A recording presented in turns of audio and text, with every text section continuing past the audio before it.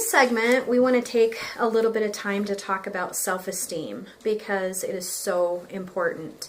And I know that Michelle and I have talked, and it seems like with most people that we have worked with, either in classes or coaching over the years, that we find that the biggest reason we have the core beliefs and the distorted thinking that we do is because we have this underlying feeling that we are not worthy.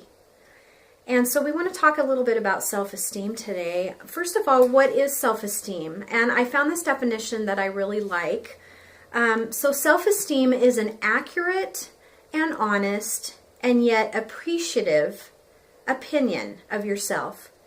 So basically, in layman's terms, it just means that I know who I am, I realize that I have strengths and weaknesses, and I really like who I am.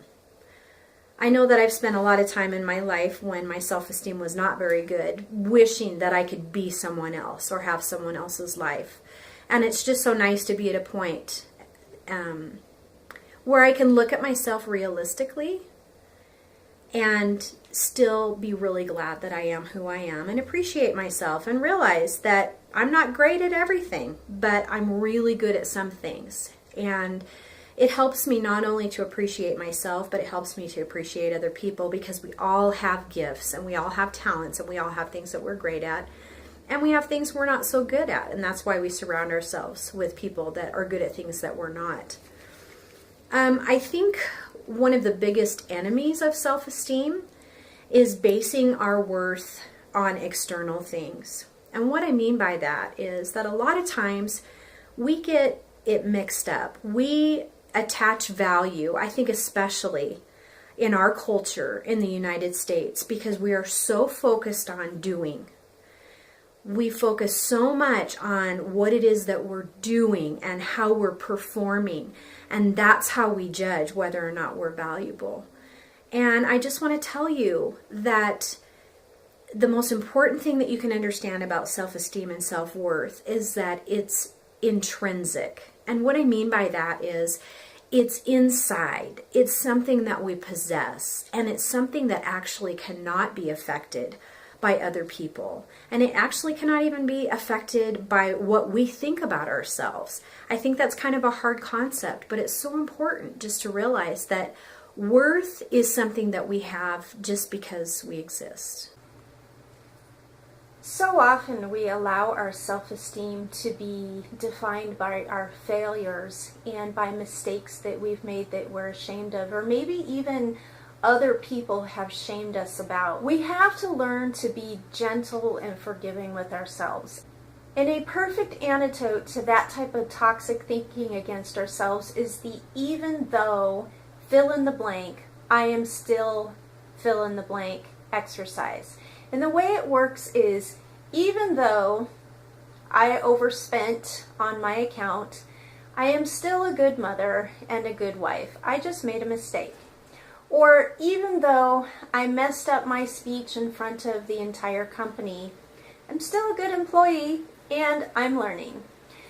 Even though I messed up and I relapsed after, 10 months of sobriety, I still have 10 months of sobriety and I learned from that relapse.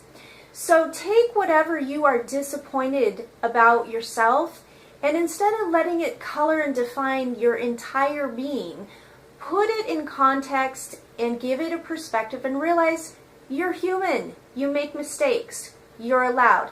Mistakes are only here to teach us how to grow, and if you're not making mistakes, you're not growing. How do we develop our self-esteem? Well, I think a lot of it has to do with the way that we're brought up. So parenting has a lot to do with it. And I want to preface this by saying that I am not here for us to go back and blame everything on our parents. I don't think that that's helpful.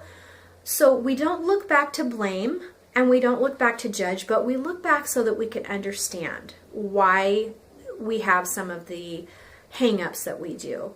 And any of us that are parents know that nobody does it perfectly, and that's okay. But we want to just look back and try to figure out what are some of the root causes of the self-esteem issues that we have.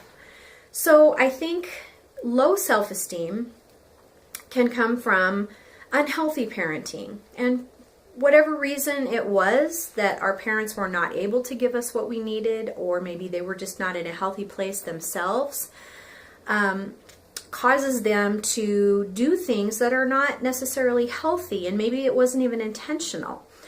So two examples of that would be a very authoritarian style of parenting, which is, I'm going to control my child. My child is not allowed to have a voice. They're not allowed to have an opinion about anything. And they're definitely not allowed to step outside the box and express any kind of individuality. That's very restricting. The other thing that happens in authoritarian parenting is that sometimes love is withheld for bad behavior. And it's very important. One thing I know about healthy parenting is that it's very important for us to separate giving our love. Giving love is different than giving approval. So we may disapprove of bad behavior, but we always need to let our child know that they are loved regardless of how they act. That's really important. The other type of unhealthy parenting that can contribute to self-esteem issues is the very permissive parent. So this is the parent that really doesn't do a lot of nurturing. The child is pretty much on their own. There's not a lot of caring that's happening. There's not a lot of teaching and guiding that's going on. And it's really more of a, not abusive as far as you're purposefully hurting the child, but it's neglectful, which actually can be a form of abuse as well. So in a permissive parenting style, you may have a parent that doesn't really give direction, doesn't give discipline, doesn't give guidance to the child when they actually need it. So in a permissive situation, the child is probably lacking care and they're also lacking discipline. And in that type of a situation, it's hard for a child to feel like they really matter, which sounds strange. It seems like that a child would love it if they can pretty much make their own decisions and do what they want. But in a child's eyes, if they don't have that structure, they don't have that loving guidance, they really don't feel safe.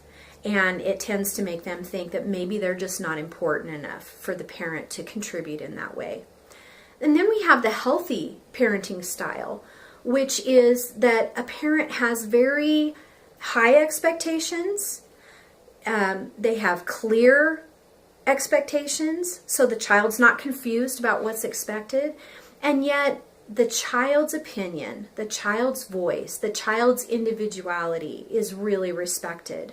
So that bolsters self-esteem. If you're learning those things from a young age, that your opinion really matters, that your voice is heard, that you're seen, those things are really important. And it does tend to make you feel like, I must be a really important person. Now, it doesn't mean as a parent that if a child thinks a certain thing that it automatically means that's what they get to do. Because as a parent, our job is to be there to protect and to guide and to make the ultimate decision for what's in the best interest of the child. So that's important. But you can see that parenting has a lot to do with how our self-esteem is developed. So toxic parenting and messages that we get can really, really affect our way we view ourselves and how people treat us, and especially how people have treated us in the past. I want to give you an illustration on putting that in perspective as well. If I gave you a $100 bill, or even a bill, let's say bills came in $100,000 increments, and let's say I took that dollar bill or that $100,000 bill and I threw it on the ground and I rubbed it in the dirt and I stomped on it and I crumpled it up, and then I gave it back to you and I said, here, do you still want it? Well, I've posed that question to people before, and about 70% usually raised their hand and said, yeah, I'll still take it. And I asked them, well, why? It's all crumpled and dirty. And they say, well, yeah, but it spends the same. So the point is that even though it was stomped on and it was dragged through the dirt and it was crumpled up, it retained its value despite what was done to it. So I want to let you know that no matter what anybody has ever done to you, whether it's something horrific from rape or abandonment or verbal abuse, physical abuse, nothing has diminished your value as a human being and as a person. And so do not take that in. In other words, there's times people say horrific things to us, and for some reason we take it in and we believe it is true. And yet I wanted to ask you, if you were sitting across from me right now, and I looked at you and said, you know, your hair is purple, what would you say to me? Well, you'd probably think I was a bit loony bins because you know your hair is not purple. You wouldn't take in my crazy comment. And the reason you don't take it in is because you know who you are. Well, stop taking in equally crazy messages that maybe your primary caregivers gave to you when you were younger, but you didn't have the critical thinking yet developed to be able to evaluate whether it's true or not. Know who you are. You are a unique individual created by God, and you have value and you are special. Now let's move on and talk about something that actually goes along with self-esteem, and that's self-worth, which is that intrinsic value, that internal value. I love this. This is not all just things that I have thought up, but they're things that I have researched about, and these are some things that I found that I loved about the concept of worth. So basically, we all have worth because we exist. We all have equal worth, which means nobody's more important than anybody else. External things don't add or take away from our worth. It simply is. Worth never changes, which means it's stable. It's never in jeopardy. There's really nothing that you can do to compromise worth, because it's not about other people's opinions. It's not even about the things that you do. This is about who you are deep down inside. Worth can't be earned. If you're like me, a lot of us have spent so much of our life trying to measure up to something that we think makes us valuable and worthwhile. That's why a lot of times when we start doing coaching and personal development with people, it's hard for us to help them to understand that they deserve to do this work, that they deserve to build their self-esteem, that they deserve to have boundaries.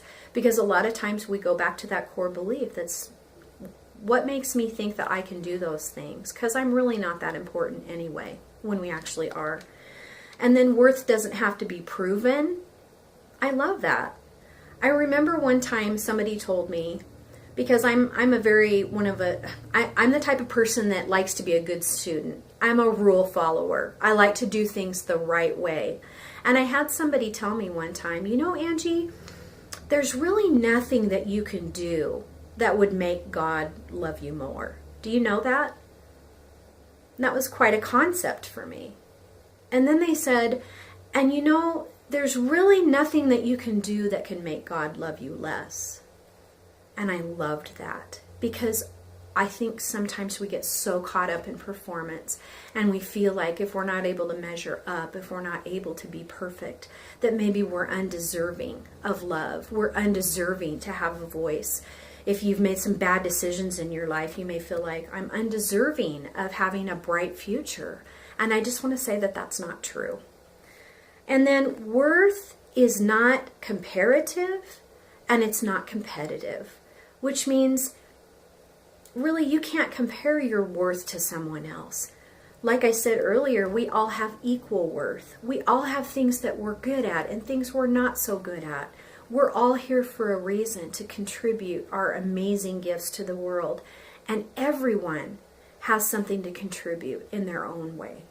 There's a great movie that a lot of people like to play around the time of the holidays called It's a Wonderful Life. And in it, this gentleman who had done all these really nice deeds for people comes on hard times. And somebody showed him what life would have been like had he not been in the world to help all these people out. So I want to ask you this. If you've got low self-esteem or self-worth, what would life have been like without you in it? Who have you helped? Whose life have you touched? Have you ever helped somebody with their groceries, or helped somebody across the street, or loaned somebody money, or driven somebody somewhere? I'm sure that if you look back, there are a ton of kind deeds that you have performed, ways you've made a difference in somebody's life. Your life has value.